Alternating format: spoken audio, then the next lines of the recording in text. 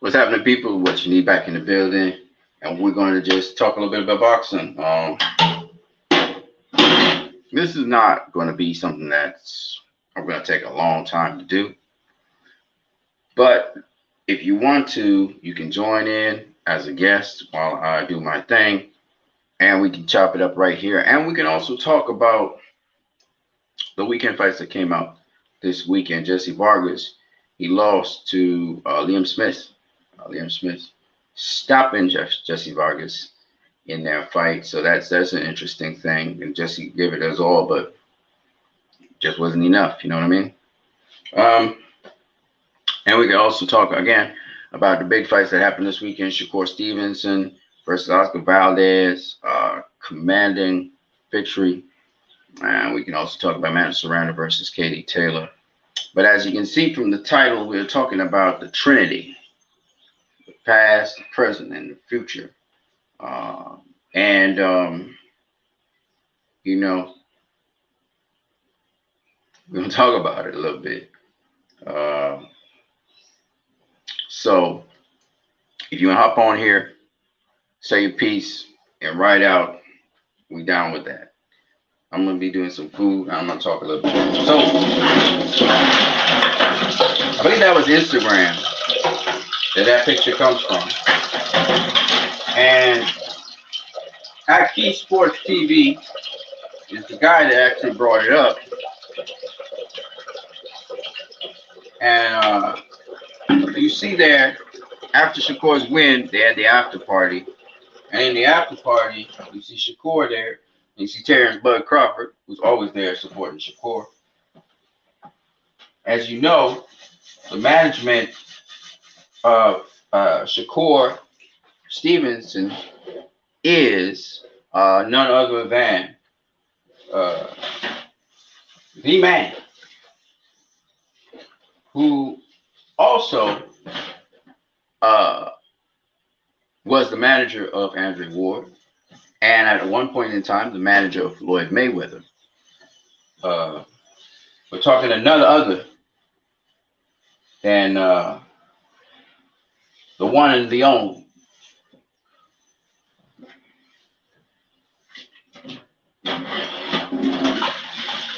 Prince. I forgot his first name, but Mr. Prince. Okay, he's the management for Shakur, and I do definitely believe will stay the management of Shakur. Now, Shakur is a top-ranked fighter. Okay, he's a top-ranked fighter, and seeing Floyd Mayweather hanging out with Shakur and Terrence Crawford, you ask, well, what's up? Well, it's just they're hanging out together. Okay, fighters hanging out together, and Floyd always gives the younger fighters tips, you know, or not necessarily tips, but he has conversations with the younger fighters. So, you know, there's a lot he tries to, you know, and they're in Vegas. And Vegas is Floyd's territory, so you see them all there in Vegas. So it may not be as big as people think. And then, of course, boxers always recognize with one another anyway, so it is pretending. But what I love about that shot is you're looking at the past, you know, most dominant fighter of his era. Then you're looking at possibly the present most dominant fighter of his era, which would be Terrence Bud Crawford. Okay, pound for pound, I have him via the eye test as the pound for pound king of boxing. Now you don't have the resume to show that, but you know Canelo's, but that's the dude. And then Shakur Stevenson looks like the future pound for pound #1 fighter in boxing. So that's what you're really seeing there. And I just thought I would point that is a trinity you're looking at there. And I would not be surprised if that's exactly how it goes. Okay. Let me say this. All three boxers that you saw there come from the same school of boxing. The school of boxing that goes all the way back to the days of Jack Johnson. You know, that's the school of boxing, which is hit and not get hit. Okay? All of those guys, Terrence Crawford, Shakur Stevenson, abide by that rule. And yes, Terrence is more of a fighter. He'll fight you more. But Shakur abides by that rule. His grandfather trained him that way. To hit and not get hit. And Shakur follows certain textbook rules, and he's really refined it to a whole other level. And Bud is always there every step of the way with him, right? Floyd looked like the other guy out, but he's off the same school of thought. All right? Devin Haney, same school of thought. All right? Hit and not get hit. All right? So Shakur, I only mentioned Devin Haney because I do believe that the guy who was interviewing Shakur, let me put this up there. Hold on a second. The guy who was interviewing Shakur, he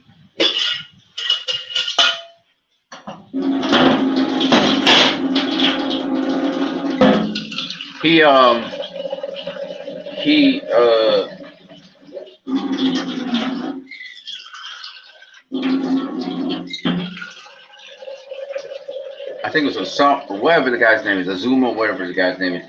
He said, maybe Devin Haney is on the horizon for Shakur Stevenson. Maybe he is. I don't think in the immediate future, but down the road, sure. But the reason Devin Haney's name is mentioned, like I said before, is because he's also of the same school of thought of hit and not get hit. Is it the ultimate style in boxing? No. Many different styles of boxing. Of course, it's very important to hit and not get hit. You don't want to get hit. Anybody saying they love getting hit, like Brandon Rios, usually their careers don't last very long. Right? You want longevity in the sport of boxing. You want to hit guys and not get hit, right? Shout out to Just K again. Salute one more time, brother. Says Just K in the building. Right? All right, there you go. If you want to hop on here for a second as well, the link is above. It's the link right here. If you want to pop in, say a piece, and leave, it's okay. We're talking about all kinds of stuff. It's not just about Floyd, Crawford, and Shakur. And you get to see the succession. You know what I love about boxing is seeing the succession, seeing the lineage. Devin's another guy who's of that lineage. Gervonta Davis is also a guy of that lineage. And it's not based necessarily on race, just in case people get caught up in that. But they are Black American fighters we're talking about here. But it's the point of the mentality towards boxing and the nuance of it. And it's really great to see people sort of embrace Shakur Stevenson, because he's one of the few. I know they're going to be haters and people are going to come in on Shakur and all that. I talk about fans and our attitude, and we need to know what great fighters when we see them. Now, Shakur felt like he beat Canelo. He felt like he beat Eddie Reynoso. He felt like he beat Oscar Valdez. Like he took them all down, the team and everybody. And I get where he's coming from. And he's not being disrespectful. He's just saying, it's me versus them. Their game plan, what they come up with. And to credit, let me just give Oscar Valdez his just due. That lead right hand was really effective. I mean, whenever he could thread it in, he got it in. And it was a quick lead right hand. And that was supposed to make the fight competitive because Oscar Valdez was supposed to close the distance. to land that lead right hand, and he could have the hooks and whatever off of it, because the lead right hand, there's a couple good things Oscar can take from this fight. One of them is his lead right hand. That was one of his most successful punches in the entire fight. He was getting that lead right hand to touch Shakur Stevenson, and that's huge. He actually landed more punches on Shakur Stevenson than any other fighter had ever landed on Shakur. So there's a lot of pluses there, and Oscar's a work in progress. And I think if he stays with Eddie Reynoso, he will develop even more as a fighter, just like how Canelo developed as a fighter after the Mayweather fight. He got schooled, but he learned from it and he grew from it, right? And so, not to say that, and I'm gonna say this again, not to say that Canelo said some crazy things, that Canelo, has the ability, or has shown that he has the ability now to beat a Floyd Mayweather. I just don't believe it until I see him face Demetrius Andrade, who is not even. I wouldn't think that Demetrius Andrade is, on the level of a Floyd Mayweather, right? But I know his abilities are, somewhere in the vicinity of that. I know he's a better fighter than Danny Jacobs. I know he's a better fighter than Erislandy Lara. He just don't have the resume and, the top tier guys to back it up. Again, the eye test is what we kind of go with Demetrius Andrade, and just his versatility and what he and the storms that he went through with different fighters and stuff. So I would love to see Canelo. If y'all say he's in his prime, which is not true. Exactly. I'll explain it. Canelo has been boxing now for 17 years. Something that eludes a lot of you guys. Canelo is closer to the end of his prime. Okay? Than he is. Shout out to Just K. He says Canelo won't fight Andrade. Canelo's actually closer to the end of his prime than he is to the middle, or what people are calling his prime.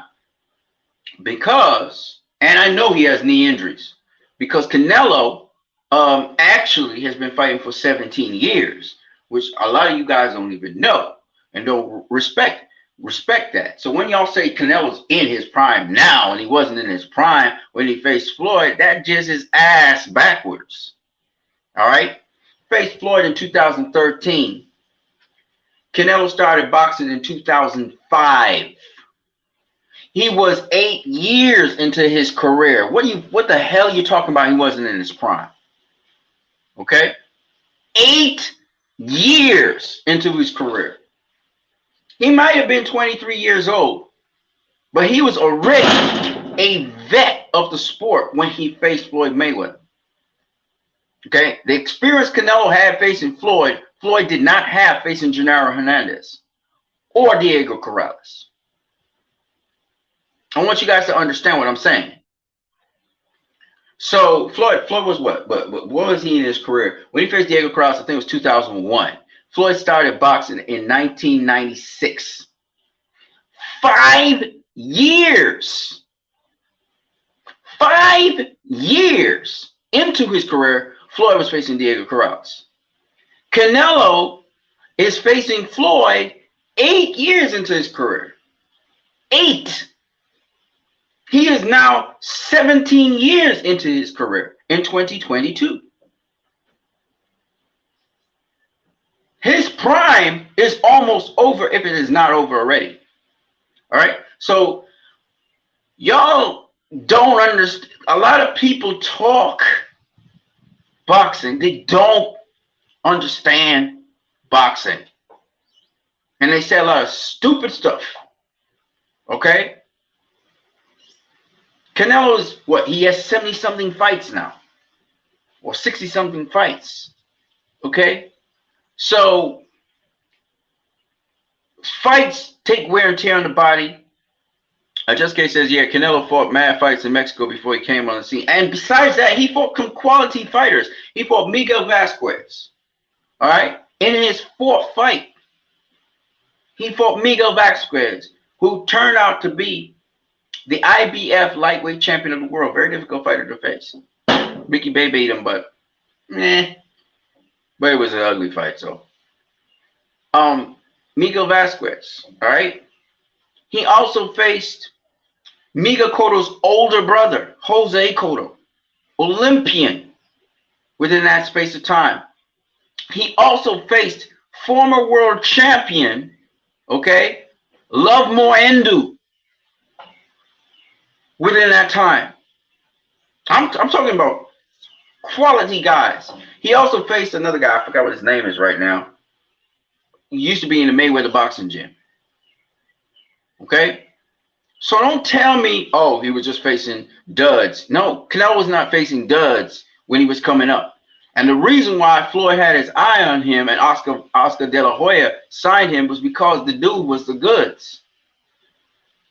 Hell, Canelo has a hell of a lot of experience in boxing. Okay? For those who don't know. All right? So he's not just gotten in his prime in 2000 and what are they saying? They saying after the Golovkin fight, he's now getting into his prime. What the hell are you talking about, man? Canelo been in his prime since I'll tell you when Canelo started his prime. His prime started somewhere around the Mosley fight. All right, he wasn't in his prime. You could say he was in his prime when he became world champion, because basically when he became world champion and then he beat Carlos Baldomir, really clever boxing by the way, he counterpunched him and knocked him out. Canelo was in his prime all then, and you can be in your prime and you're in your teens. Wilfredo Benitez was in his prime in his teens, okay? Because when we say you're in your prime, we're saying that you're at your maximum physical capabilities. That's what we're talking about. And that you're sharp, your brain is sharp. That is, you're not punch drunk or anything. That's your prime. Your prime's mostly physical. It is mental too, but it's mostly physical. And then you catch up with the mental knowledge. You catch up with the mental knowledge as you become a vet of the sport, as you get experience. All right? That's why Floyd said to Canelo, experience played the major key. Exactly, the Mosley fight. Yeah, the Mosley fight I thought was where he was at his prime. Yeah. But you can argue he was in his prime when he faced Ricky Hatton's brother, Matthew Hatton. Even before that, actually, you could say he was in his prime. Because Canelo was doing all kinds of things, man. People talk about, the shoulder roll and the fact that he can dodge and dip and move from punches. He was doing all of that head movement, all that stuff. He was doing that against Austin Trout. He was doing all of that stuff against Austin Trout. The stuff that people were praising him for with Danny Jacobs and all these other guys, he was doing that since he was facing Austin Trout. Before the Mayweather fight, he was doing all that stuff. Okay? Canelo didn't learn defense from Mayweather. He was doing all that stuff before. Mayweather saw him and said, this kid's special, right? He was doing all that stuff as a kid. He was doing all that stuff. He was a boxer first, right? He became a boxer puncher later. People don't know this stuff, right? And dude started fighting when he was 15. He was a pro fighter at 15. Y'all need to understand boxing is wear and tear. It's wear and tear. How you mean to tell me this kid, he's 15, by the time he's 20, he's got 5 years experience in boxing. 5 years experience in boxing. Dude had one draw. Okay? And when he's 20, he already faced Miguel Cotto, Love Moendu, and Miguel Vasquez at 20. And he's going for the championship at 20. Okay? So I don't understand what people are talking about with this kid. Canelo was doing everything early. Okay? He had a jump start on everything. Did he come into his man strength? He came into his man strength a little later. Right? That's why I said Mosley's fight, you could say he more in his prime then. Because he came into his man strength later. Right?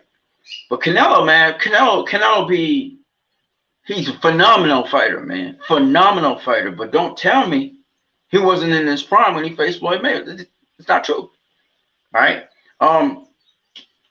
And yes, of course, he learned a lot from the Mayweather fight. He learned about composure. I keep on talking to people about this. Composure. You take your time, you know, and you execute your game plan because you got defense. And if you got defense, you can stay behind the defense and execute the game plan. When people tell me Sugar Ray Leonard would beat Floyd Mayweather, I laugh. Because no, you can't beat a guy who can take his time and do whatever he wants to do with you because he's got defense. Nobody's going to disagree with me that Mayweather has the superior defense to Sugar Ray Leonard. Facts, right? Sugar Ray Leonard has been dropped 5 times in his career. Floyd has been dropped once officially, and that official drop is because he hit his hand against Carlos Hernandez's head and broke his hand, right? So he dropped down and put his hand on the canvas, and that was called a knockdown, right? Right? Never been stopped, right? Okay, so he obviously has superior defense to Sugar Ray Leonard. In fact, they call him the best defensive fighter of all time, whatever. Pernell Whitaker has better defense than Sugar Ray Leonard. Okay? Pernell Whitaker has better defense. I try to explain this to people. They never quite understand what I'm saying. How are you going to beat somebody you can't hit? How are you going to stop somebody you can't hit? You can't get none of your money punches in. You saw Shakur Stevenson versus Oscar Valdez. Oscar Valdez can hit. He can crack. He got good power. Couldn't land it. Couldn't land it.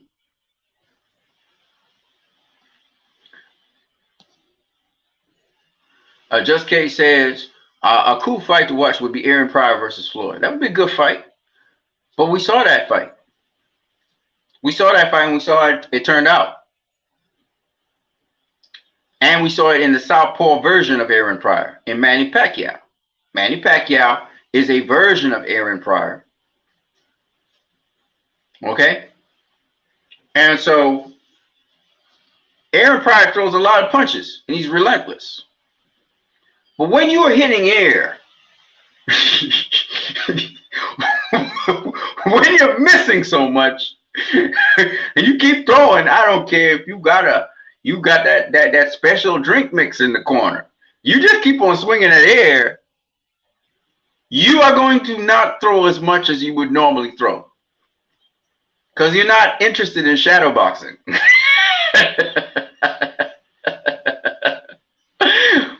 And we all know Floyd tends to minimize the punch count of his opponents. Okay. Pernell Whitaker used to do the same thing. Dude be shooting at air. Okay. They had to rob him. They had to rob him against Jose Luis Ramirez. They had to rob him against Julio Cesar Chavez. They had to rob him against Oscar De La Hoya because them guys couldn't connect nothing. And if they could just do a little bit above average and land 1 or 2 shots on Pernell, they'd give them the fight. So the way how this went was Rodney Blake says Shakur got to get a KO to be a star. Pernell Whitaker didn't get much KO, and he was a star. I mean, Shakur is a star. I think, but I do agree with you, Rodney Blake. He could have stopped Oscar Valdez. He could have stopped him. He had the power and everything. He dropped him. You saw he dropped him like a breadfruit. You know what I'm saying? First he check hooked him. I'm a southpaw, so I'm gonna show y'all what it was. So Oscar Valdez, he's coming through like this, right? He's throwing the right hand. Shakur sidesteps him and check hooks him this way, right? Check hooks him into the ropes. He goes headlong into the ropes. He turns around and rebounds off the ropes, and he dips to try to get out of the punch, kind of like a Caleb Plant dip with Canelo, right? He dips to his side to get out of the way of the punch, and Shakur hits him an uppercut. Knocks his ass off his feet. If Shakur just turned it up a little bit, he'd have got him out of there. He could have got him out of there. And I'm not saying Oscar Valdez is not a tough fighter, but I'm just saying, man, he took a beating. He took a bad beating. And Shakur was beating his ass up. You know what I'm saying? And those body shots, man, those body shots were beautiful by Shakur. Those body shots, man. But It is what it is. I really would have hoped that Shakur would have knocked his ass out. That would have put an exclamation mark on it. And he was trying to do it in certain places, but then he just kind of like, you know what? How about this fool? I beat him up, and I was enough. And he just enjoyed running around the ring. And then he told all the fans, shh. He used Oscar Valdez sign back on the fan. Oh man, Shakur, he's a bad boy. He's a bad boy. Yeah, the mystery shake. Yeah, he can use that. Aaron Pryor can use that mystery shake. He ain't gonna help him. He ain't gonna help him. Cause see, if you can dictate the pace of a fight, you can control the pace of a fight. A dude can come with all the energy in the world. See how Shakur controlled Oscar Valdez? Oscar Valdez was trying to push the pace of the fight, right? He was trying everything in his, but Shakur just kept him at bay and just kept on pivoting around him. Like I said before, pivots make a big difference in boxing. Pivots make a big difference in boxing. If you can pivot, ain't nobody can fuck with you. It's hard because they can't find you because you just turn. And once you turn, what are they going to do? Right? You know when to turn, and you turn at a certain angle. There's nothing they can do. You go down the wrong line, and then once they miss, you make them pay. You're in position to make them pay because you didn't move that much. Understand? So, you know, Floyd was an expert at making guys go down the wrong line. They think he's here and he's not there, and then he tag him. So same thing with Shakur. That's what he's doing pretty much all night. And Oscar had to rein it in. If Oscar had stayed a little bit more wilder, if he had been a little bit more wilder, he'd have got beaten up even more. You know, and that's boxing for you. You know, boxing is boxing we're talking about now. And Shakur showed us boxing. You know, people want excitement. They want to see a to and fro. They want to see more of a Katie Taylor versus Amanda Serrano kind of fight. You know, Serrano was having great success, and Katie Taylor was trying to ward her off and box her off and clinch her up and lock her up and all that. That's what they want to see. But when you have the mastery and control, you can walk a guy down, stand not in front of him, but you're walking them down off an angle and beat him up bad. And Shakur was, at a certain point, he was walking down Oscar Valdez and beating him up in the corner. But he would let it off. He would just let him out of the corner, like he was punishing him. Like he wanted him to go the whole 12 rounds and just destroy him. And he was really beating up that boy.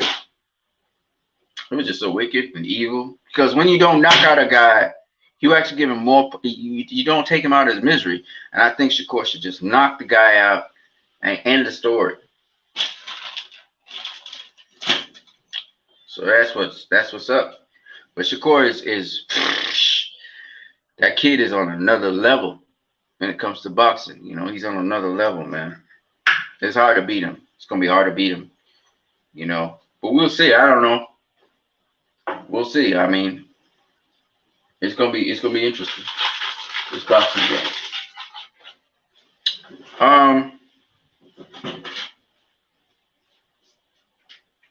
And by the way, I don't have no disrespect for Aaron Pryor or Sugar Ray Leonard. They are legends. They'll never face Floyd. Floyd will never face. I mean, it's possible they could face Floyd. I mean, you do an exhibition or something. They could do it. I mean, but Aaron Pryor can never face Floyd unless we go into the underworld, of the dead. That's never going to happen. But with Sugar Ray Leonard, he's still alive. And if they want to do an exhibition or something, have fun and raise some money for charity or something, they can do it. I mean, but Leonard is pretty good financially. He's fine. But I would love to see that. I would love to see an exhibition. Mainly, not really particularly to see them. It's just that because again, Leonard's kind of past that, way past that. He's not really trying to fight to show people, what he could do and all of that. I don't think Leonard's on that beat anymore, and he's comfortable, so he don't need to do that. But if he wants to, and you want to have a little fun, mix it up with Floyd a little bit, nothing too serious. That would be nice. I mean, there's always the fighter inside of the person. So I would love to see that. But yeah,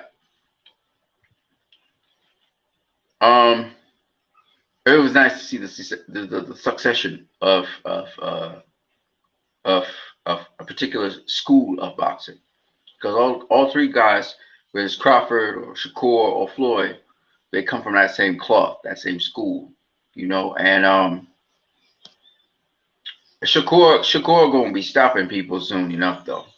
I think he's just kind of taking his time and developing as a fighter, but I think he's going to stop them guys because the way how he handled Oscar, I mean, he beat that boy bad. He beat him up bad, and Oscar was ready to go by the 8th round. Oscar was ready to go. All Shakur had to do was step on the gas and beat that boy and knock him out.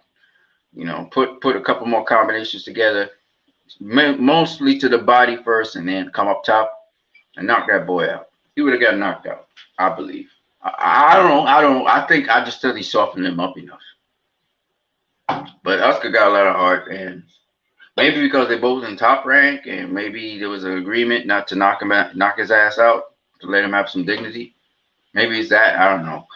But somebody smoking weed. Yeah. Leonard's in a great place. But a defense clinic with those guys would be incredible. Yes, sir. Yes, sir. Leonard, like I said before, phenomenal fighter in the sense that Leonard on the job would find a way. You know, he's very intuitive. He would work his way into finding a way to beat you, right?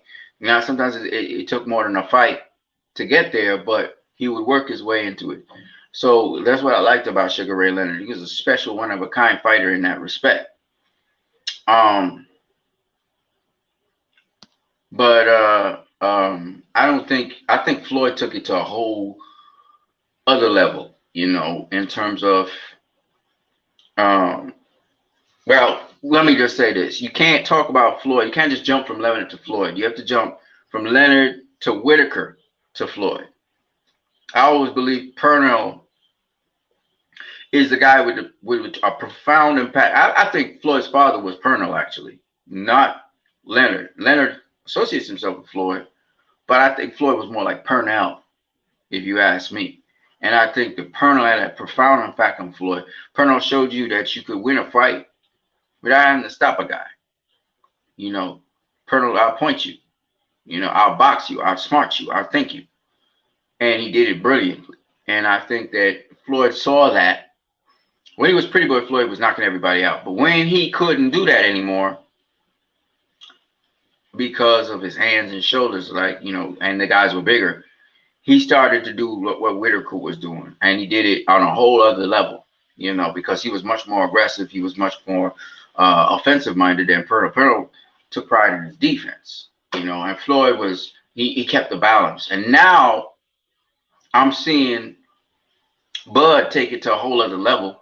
And Shakur take it to a whole other level. Devin Haney take it to a whole other level. They doing this thing in a whole other way.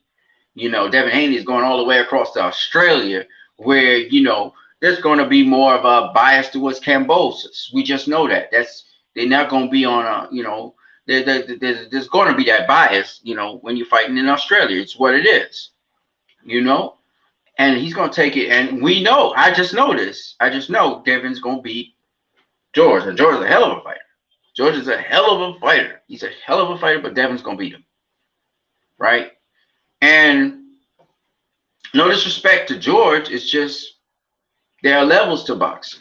There's levels to boxing, and I love George, and I think he did great against Teofimo Lopez, beating Teofimo. You could see he was prepared for that, and he's gonna try. They're gonna try to play mind games and all kinds of things with Devin, but you know, you just can't.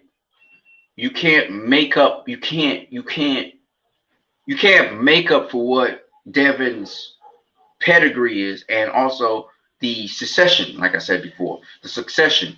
You know, when you get a certain succession in terms of training and all of that, I don't think Devin needs to get a KO. Shakur Didn't need to get a KO.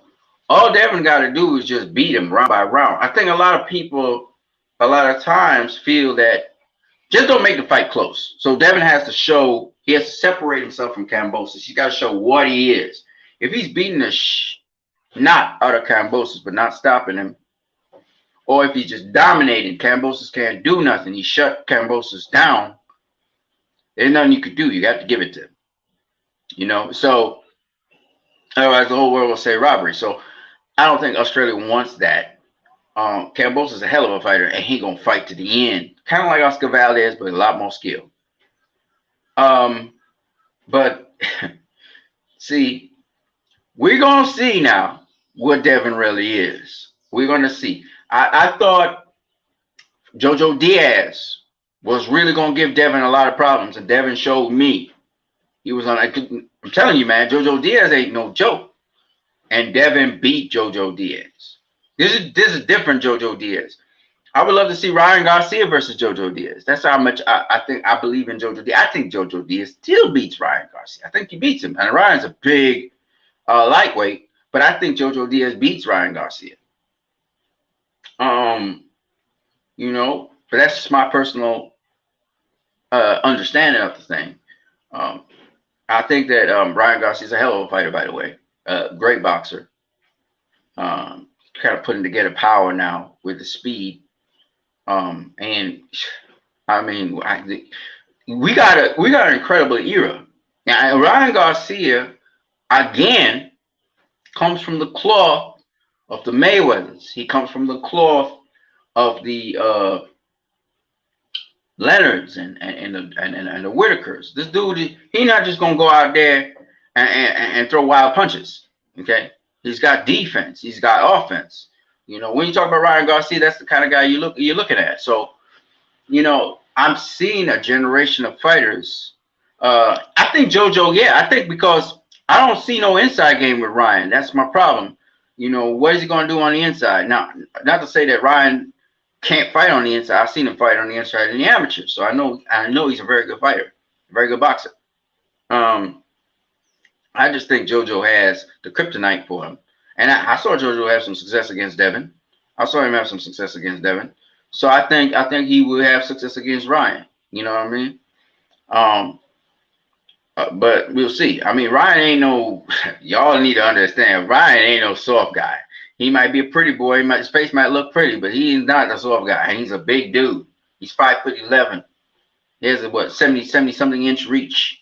Okay, he's big. The dude.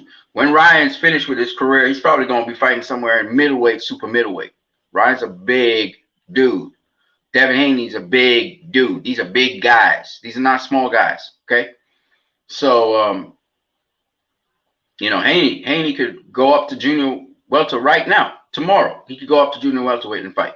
Ryan, same thing, all right? They big dudes. They strong. That's why when Luke Campbell clocked Ryan with that left hook, Ryan just got up as if nothing happened because he's a big dude. He's really, you're looking at a welterweight really fighting a lightweight. And that's what a lot of y'all don't realize. Ryan's a big dude, all right?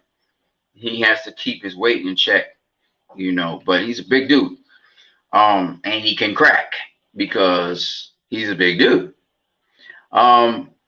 So, you know, Ryan in the spirit of Oscar De La Hoya, because I think he's the same dimensions as Oscar. He's 5'11".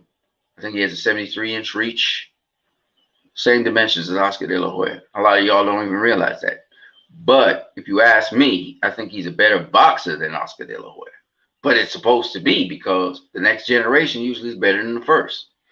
So I think Bud is a better is better than Floyd in the sense of this. He can do his skill set's a little bit more than Floyd's skill set.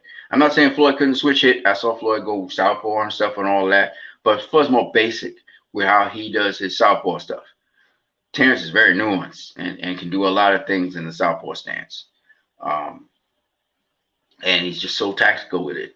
So, you know, I mean, Crawford's something else. I'm sure Ray Leonard also used to go southpaw. I saw him go southpaw against Thomas Hearns. He wasn't really a southpaw fighter, but he did his little thing too. But again, the further back you go, if you go back to Sugar Ray Leonard, you see that they're more simple in their applications than, say, the guys today. And it makes sense. If I'm getting to watch all these fighters, if I'm getting to, from since I was a child, I was doing this, you know, a baby, you know, Floyd came out the womb doing it, you know, Terrence came out the womb doing it. If I'm doing this at a very early age, and I'm seeing this high standard that a boxer is doing, and I'm learning the short chopping shots, like, well, for instance, I'm gonna give you all some, go check it out, read about it. Sugar Ray Leonard in round 6 should have gotten Thomas Hearns out of there. What was his problem? He was looping all them tremendous looping right hands. Yeah, he caught Hearns with a looping right hand, but he was supposed to go to the body with short chopping shots, keep working the body with short chopping shots in that 6th round, and then catch him over the top. He would have knocked him out. So Leonard could have ended that fight in 6. He ended up going 14 rounds against Thomas Hearns. And his corner kept on saying, the body, the body, the body. Because everybody knew Thomas Hearns struggled to make weight for that fight. He was in the sauna. People don't talk about this shit. Right? Hearns could box his ass off. But the reason why, and a lot of people don't know this, a reason why Hearns, especially, I think that was his last welterweight fight, actually. The reason why Thomas Hearns, you know, people would say he had stamina problems, you know, coming down to the end of the welterweight fights, is because he had to make weight. This is a 6'1" dude, 6'1.5", with a 78-inch reach that looked bone dry like a skeleton, man. All right, a skeleton. Now, the Thomas Hearns that Sugar Ray Leonard met at 168 was Thomas Hearns. That's the real Thomas Hearns. And you saw how he beat the snot out of Sugar Ray Leonard, knocked him down twice. And his defense was on point and everything because he was healthy. So Thomas Hearns at welter was not healthy. All right? That's why when people say Thomas Hearns would beat Floyd at welter, I'm saying Floyd would knock him out with a body shot down the stretch. He wasn't healthy. He was dehydrating himself to make weight. I am not saying that Floyd beats Thomas Hearns at 168. That ain't happening. Or at light heavyweight. Nobody beats Thomas Hearns at light heavyweight or 168. He was a bad boy at that. Okay? Because he was fully hydrated. Okay? And this is the thing that a lot of people don't understand. You see this boxing, but you gotta consider how compromised a fighter could be. That's why Leonard beat Hearns. That's why he beat Hearns. Because he didn't beat Hearns in the second fight, did he? Now, did he? Even he acknowledges that Hearns beat his ass. Okay, Thomas Hearns was a hell of a fighter. He was a freak because 6'1" with a 78-inch fighting at welter. You serious? You know what I mean? But he outgrew welter, and Leonard fought him at the right time. He couldn't make that weight, you know. And he started off fresh. He started off good, but then, you know, and Leonard's a hell of a fighter. I mean, Hearns wasn't really hitting him that much in the fight. Yeah, the jab was catching him, and it did eventually damage his eye. But Leonard came into that fight with an injury. People don't know that. He came into the fight with an injury as well. So it is what it is. So there's a lot, you know, you know, there's a lot to boxing that fighters don't make excuses. So they, you know, but there's a lot to boxing that meets the eye and the sacrifices fighters make to give you the biggest, best fights out there, right? How could you fight? I'm gonna just talk about Floyd for a minute. How could you fight for more than a decade with 2 bad shoulders and 2 bad hands? You done already injured your rotator cuff against Castillo. Then you go and you damage the next rotator. You damage the next shoulder in another fight. On top of that, you breaking bones in your knuckles all the time and in your wrists.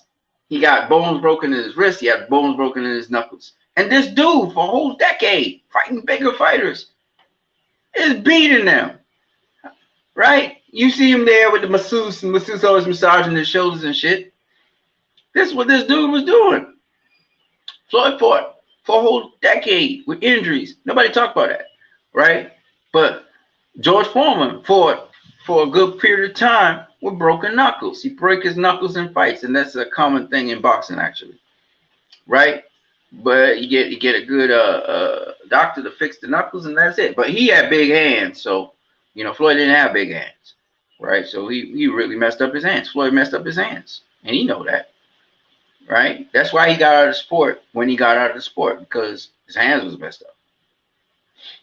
Only so much you could do, and people say, well, how about Sugar Ray Leonard? Well, Sugar Ray Leonard, all kinds of things was going on with Sugar Ray Leonard, okay? All kinds of things were going on with Aaron Pryor, right?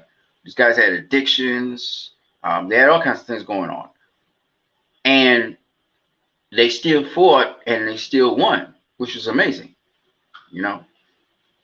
But again, School of Boxing. I love seeing Terrence Crawford, Shakur, and Floyd together. That's dope,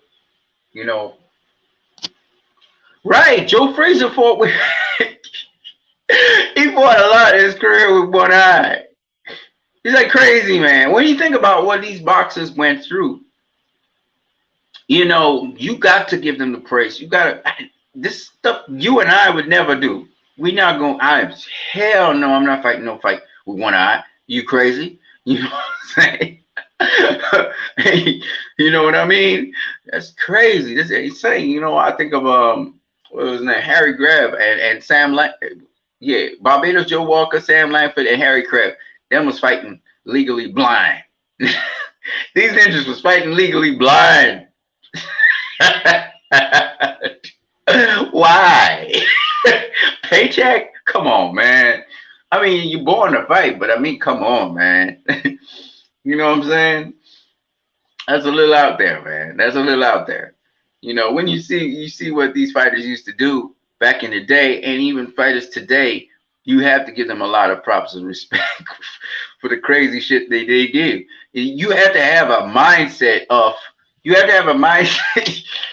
I want to win. And you had to have that mentality, right? Errol Spence came back from a car accident. Then he got his eye messed up. And I'm like, what's going to fall off on Errol Spence next, right? I'm joking about it, but shit. Who comes back from that shit? I know one or two fighters that happened to. I mean, Terrence Crawford got shot in his head. Vinny Panzienza got in a car accident, but then car accident and then an eye injury? Come on, man. You know what I'm saying? And he came back from it and he fought who he had to fight and he stopped who he had to stop. And I'm like, very impressed with the mentality. As Mayweather said, a true champion can fight through anything. And that's what we're seeing. We're seeing guys, guys get slept, guys get serious brain damage, getting knocked out cold, like Pacquiao, and then he comes back and wins his next set of fights, comes back on the rise. That to me is very impressive when I saw Pacquiao get knocked out, and I thought, oh, his career is over. Dude came back. I was like, what? To me, that's very impressive because true champions bounce back. Michael Moore got knocked out by George Foreman, came back and became the IBF champ. Evander Holyfield, how many times, as he said, a minor setback for a major comeback. Evander Holyfield comeback, became undisputed after losing, the championship and stuff. You gotta give guys props for that. Evander don't get enough props. Somebody need to donate to the Evander Foundation. Make sure this man never go broke, because this man gave his heart and his soul to the sport of boxing. And dude was a humble guy and everything. So I would love to see Evander. His son is also boxing now, but I mean, I'd love to see this, Evander, never have to worry about nothing, because the dude, I know he's trying to get a paycheck because he got, bills to pay.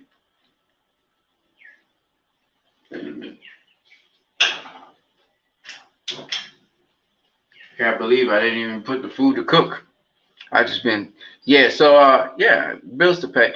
It should never happen to Michael Moore shouldn't be ever needing money. And so a lot of these, I was listening to Michael Moore talk about how 64% of his money, his purse, went to managers and promoters and then he had to pay taxes on top of that. So what he took home was like a very small slice, like less than 20% of that money, that purse, that $1 million. He's going home to, and he's got to live through the rest of the year and the rest of the time on that money. And remember, you got trainers, managers, promoters, the gym, whatever else you have to pay for. Evander, the IRS took a lot of his money, which is why he's in the situation he is. Just not cool. And so that's why I said, hit or not get hit. Because if they say you a warrior, you a great warrior, and you taking punches, when you get CTE or punch drunk syndrome, and you start behaving erratic with people, and you start mismanaging your money because you're not in the right frame of mind and you didn't put somebody in place who you could trust to manage your money for you, then the fans have the gall to say, oh, he just mismanages money. You know what I'm saying? Sure, man. Peace to you, brother. Thanks for coming through. You can't be doing that to the people, man. It's just wrong. I mean, yeah, you pay your hard-earned money to see them do their thing.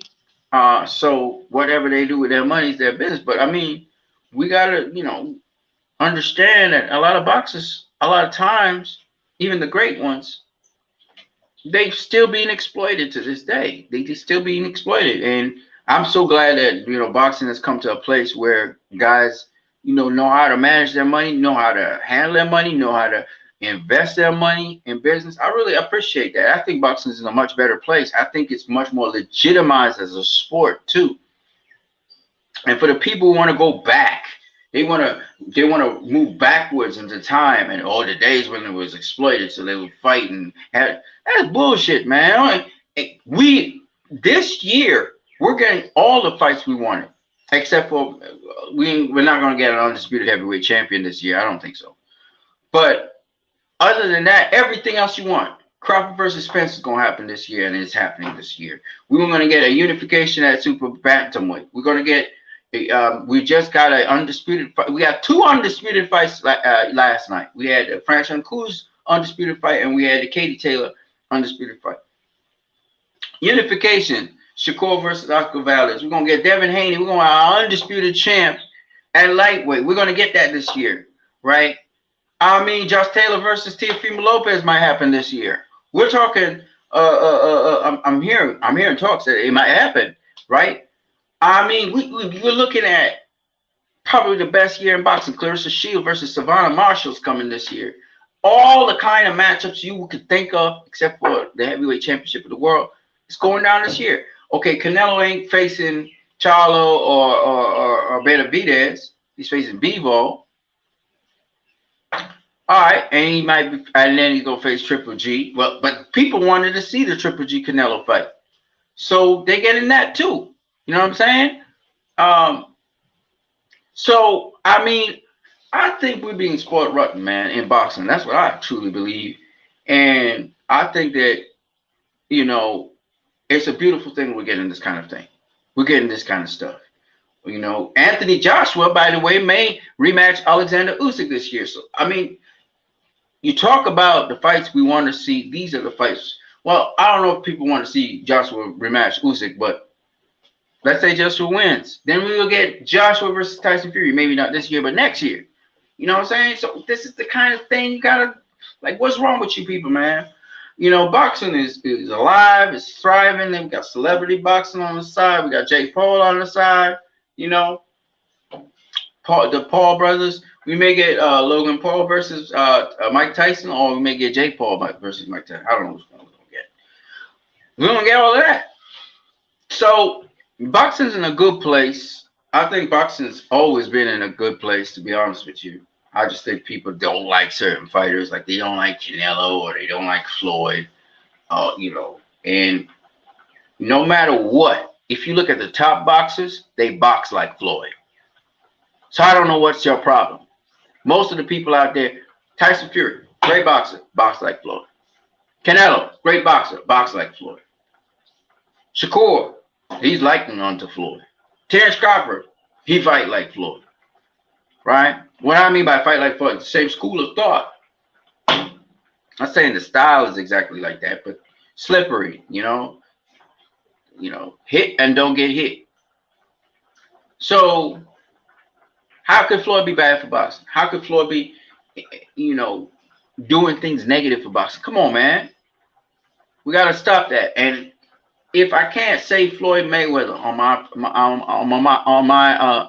my streams, if I can't talk about the guy and I can't praise him, right? Because this is the issue. A lot of y'all have, and he's a Floyd advocate, and he's a Floyd this and Floyd. But the guy's good. Why would I not mention him? Why would I not mention the dude? Why would I not use? We talk about Michael Jordan. We talk about Kobe Bryant. We talk about LeBron James in basketball. So why would I not mention the dude? Because he's one of those guys today that everybody looks to. I never understood this. But it's a hate for the guy for reasons unknown to me. And I see it all in boxing groups and stuff, and I bring them. When I realized this was going on, I say, oh, okay, I'm gonna start dropping facts on y'all to make you pissed off, because I realized this ain't about boxing, or is it not about critiquing him. Y'all don't like the dude. You don't like the dude. So you go back shit crazy and you don't even think straight. Once people start praising the dude, you don't like that. So I'm going to keep on doing that. I'm going to mention, of course, because obviously he did something good in boxing. But as I mentioned, other fighters. And if I mention him very often and in all my streams, I should. All right? I should. Y'all don't like that? That's your problem. So, yeah, I really appreciate seeing that trio, man. That I call them the Trinity. But now I know Devin's one of them as well. And of course, you look at the best pound for pound boxer in the world, Canelo Alvarez. And I always said I thought he was a bigger version of Floyd. He don't have the movement though. He don't have the movement. What I mean by that is he got Cadillac reflexes, but if you need to move around the ring, the foot conditioning. It's not that he's not explosive. It's not that he's not quick. He's not necessarily flat-footed either, but he don't have that cardio for his feet. If he need to move for 12 rounds at a high pace with his feet, he can't do it. He can't do that. So Canelo, that's your only problem, bro. You have to get that foot. You got to get that. Your foot speed's not too bad, but you don't maintain it. You got to be able to maintain that stuff for 12 rounds. 12 rounds. And then you'll be unbeatable. That's his only problem.